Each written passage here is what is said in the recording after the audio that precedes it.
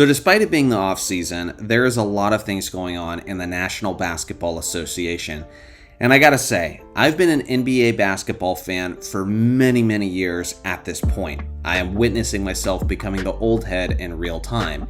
And although I do prefer NBA basketball from the 90s and 2000s, there are a lot of things I do like about this modern game. But I would be lying if I didn't say that I preferred basketball from generations past. Now I will say, what's interesting is that I've never really seen the basketball community this unified in standing up against this modern day commissioner and this modern league.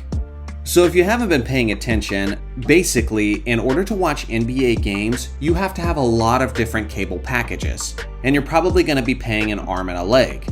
And I do strongly believe beyond a shadow of a doubt that this is a major contributing factor to the lower ratings within the league. Sure, there's a lot of other things probably going on as well. I'm sure a lot of you guys will have some thoughts about that in the comments section, but financially, this is tough times for a lot of people. And with all these different streaming services that you need, and with local games often being blacked out, it's just difficult for the modern NBA fan to see a lot of these games without turning to alternative sources. So Adam Silver, the commissioner of the NBA, was asked about this situation, and he set the internet on fire and basically unified the basketball community with some of his thoughts. Take a listen for yourself. It's become very expensive to watch the NBA as a fan, not just going to games, but also there's different streaming services you have to subscribe to. Some of the RSNs are expensive. How much you think about that and how that will shape the next generation of fans? I think about it a lot. I will say, I saw the story your publication ran of you took all the different streaming services and added them up and what those costs would be. I will say I look at it a little bit differently because most people can only consume so many games. I just want, by way of one example, in these new media deals, we're going from essentially 15 exposures on broadcast television to 75. I'd say in addition to that, and this is an ongoing issue for the league, there's a huge amount of our content that people can essentially consume for free. I mean, this is very much a highlights-based sport, so Instagram, TikTok, Twitter, you name it, any service, the New York Times for that matter, to the extent that your content is not behind a paid firewall. There's an enormous amount of content out there. YouTube, by another example, that is advertising-based that consumers can consume. I gotta be honest, guys, I've been criticizing Adam Silver ever since he took over in the early 2010s. But even I'm shocked that he make these type of comments. This guy really is a politician in the ways he always tries to spin things from a negative to a positive. And now we're at the point where we're literally telling people just watch highlights on YouTube.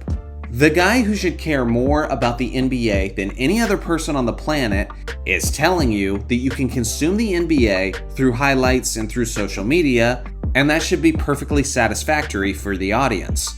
Naturally, this sets social media ablaze. And now I'm seeing a ton of basketball YouTubers who usually aren't on my side against this modern NBA and against Adam Silver, suddenly going at him more aggressively than even I'm doing. Oh, our fans are struggling to eat at the dinner table? Well, there's scraps and crumbs on the ground. You can eat the scraps and crumbs, can't you? But this is one of the first times I've seen a clip for him where I was like, man, this guy. Like, straight up, this guy. He is making the league worse actively. There's a lot of words that I could use to describe this situation, but more so than anything else, it's disappointing. And the amount of people who support Adam Silver as the commissioner of the league seems to be becoming less and less with every passing month. What's crazy is that his comments have somehow even overshadowed the giant scandal going on within the NBA, which is the Steve Ballmer-Kawhi Leonard situation.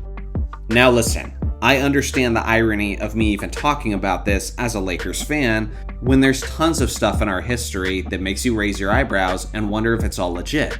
Even as recently as Luka Doncic getting sent to the Los Angeles Lakers in a shocking trade right as NBA ratings were starting to crash. So again, I get it. The irony isn't lost on me.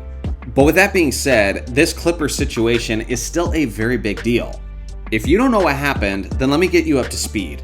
Essentially, in 2019, when Kawhi Leonard was a free agent, allegedly, Steve Ballmer and the Los Angeles Clippers circumvented the NBA salary cap.